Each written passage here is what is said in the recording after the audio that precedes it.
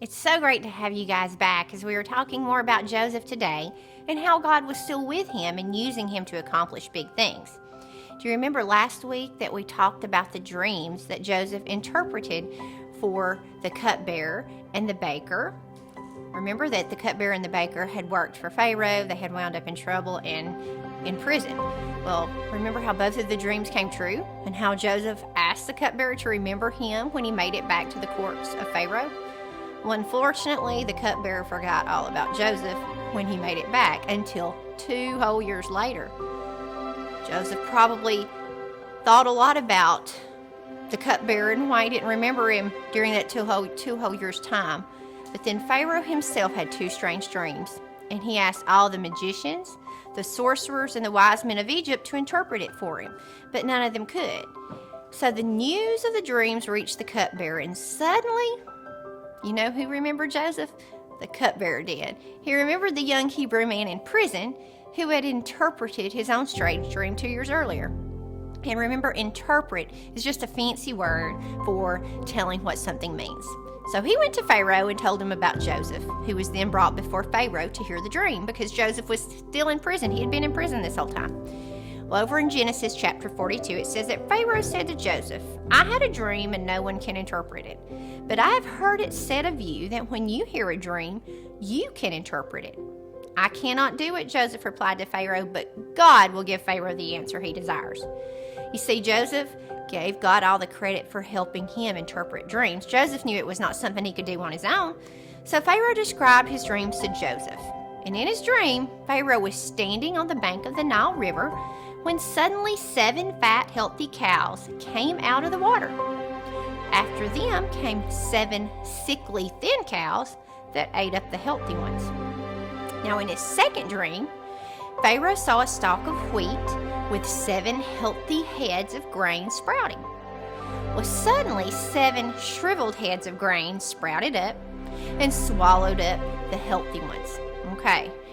Now, would you really have known what those dreams meant if you had heard them?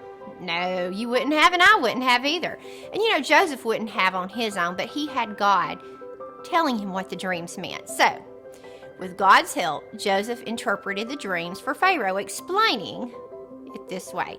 He said the 7 healthy cows meant there would be 7 years of abundant food in Egypt. They would have a lot of food. Their gardens would be growing good, and then it was going to be followed by 7 years of famine. Now, do you know what a famine is? A famine when there is little or no food because the crops didn't grow the way they were supposed to. Maybe they had 7 years where it didn't rain. Maybe the bugs were really bad and ate up their plants. But for whatever reason, there would be 7 years of famine. So not only did Joseph interpret the dreams correctly, but he also had an idea to save the nation of Egypt. He suggested to Pharaoh that during the 7 years of abundance, some of the food should be stored away in cities throughout Egypt. That way, during the famine, there would be food to keep the people from starvation. Sounds like a pretty good plan to me. Now, Pharaoh liked this idea so well that he said to Joseph, "Since God has shown you all this, there is none so discerning and wise as you are. You shall be over my house, and all my people shall order themselves as you command. Only as regards the throne will I be greater than you." And then Pharaoh said to Joseph, "See, I have set you over all the land of Egypt." So he put Joseph in a high position in Egypt. Everyone reported to Joseph. So remember, God was always with Joseph, even during his suffering, even all that time that he was in prison.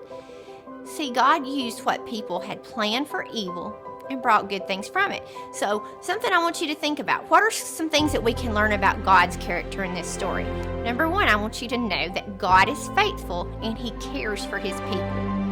Number 2, he protects us even in our suffering, and he blesses our obedience to him when we obey what he says.